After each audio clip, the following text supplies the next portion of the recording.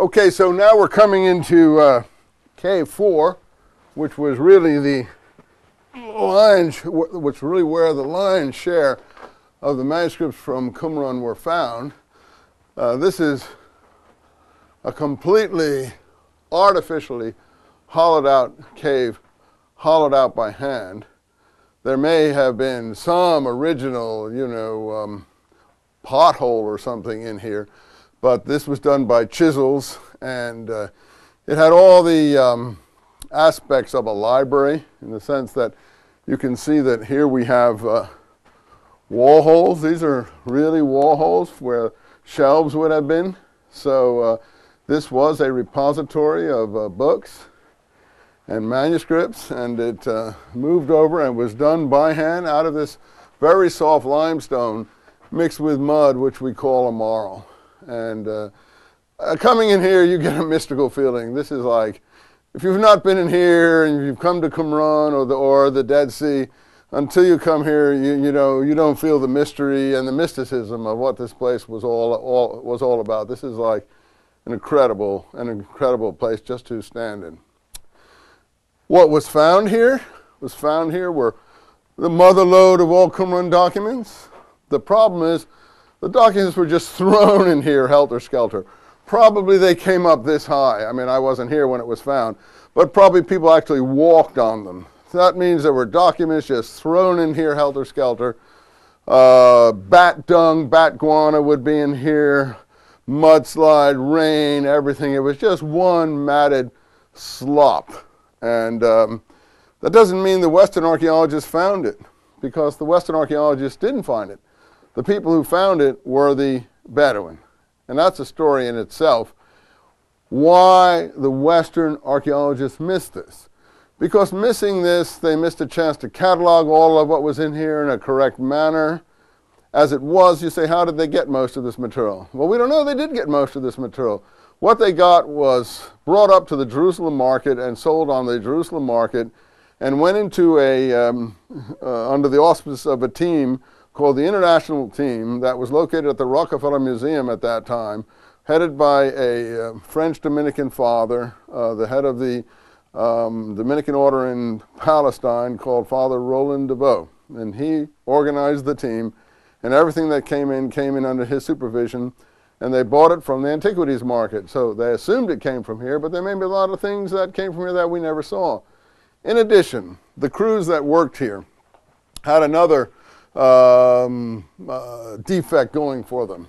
The official team, since they hadn't found this cave themselves, had decided the best way to get the materials from here was to set a price so there wouldn't be a black market.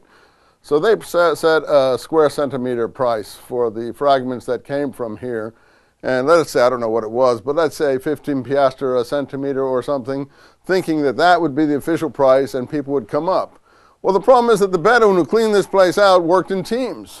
And if they didn't realize there was a premium on large, complete manuscripts. So they got a large, complete manuscript perhaps here, and they would just rip it up into little bits, give each of the person who had worked on it his little bit. And that increased, we think, the deterioration of what came out of here. So what came out of here was like some 350,000 different fragments of material. Scholars have been working to piece much of it together. Often it's a thankless task, but really, I mean, we get the general gist of the material here. I mean, all the documents are consistent in terms of their outlook. They're in harmony in terms of the nature of what they're looking at. They're a militant group. They're an uncompromising group. You never find a document coming out of here compromising, let us say, for instance, with foreign power. Or a document, let us say, that shows any love for a group we now seem to think are the Pharisees, those who became official Judaism after the Roman takeover in 70 AD when the temple fell, those who were willing to live with the Romans and ultimately were sponsored by the Romans. This is clearly, however their ideology is laid out, whether you think of them as Essenes, Zealots, Sicarii, or what have you, this is a resistance. This is a resistance horde of materials. People like myself and the group of thinkers about the Dead Sea Scrolls that I represent consider this to be the literature that moved the resistance against Rome. This is not some small movement. This is a vast movement. As you can see, we have 20-some-odd hundred different manuscripts that have been identified through handwriting and otherwise coming from this cave. And since there are many and multiple copies, we have been able to identify 800 different manuscripts. Now, there's some 40-odd biblical books. All the biblical books were found here, some in multiple copies, except the book of Esther, which means, aside from some other known works of what we call apocryphal works like Enoch, Jubilees, Testament of the 12 Patriarchs, things of that came down through Christian apocryphal collections. Apocryphal means books that got in one Bible and didn't get in another Bible, or just didn't get in any Bibles. That's the general term we use. We also use the word pseudepigrapha, false writings. But that's a pejorative term employed by clerical committees. So to me, all these documents are pseudo, so it's stupid to call some pseudo and some not. But if you put those aside, that means we have some 600 documents here never seen before. 600 extra biblical documents, 600 sectarian documents, and all of a consistent mindset. Purity conscious, very aggressive, separating holy from profane, nothing in common with the book of Acts view of Peter as learning from a voice in heaven after a tablecloth comes down saying, Peter, eat, Peter, eat. Peter saying, I've never eaten any unclean things. Then Peter learning not to separate holy from profane.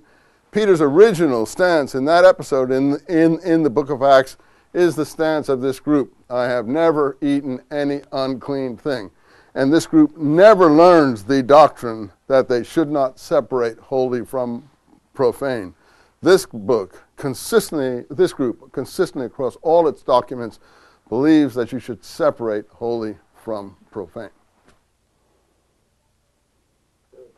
All right, and I'm just going to follow you around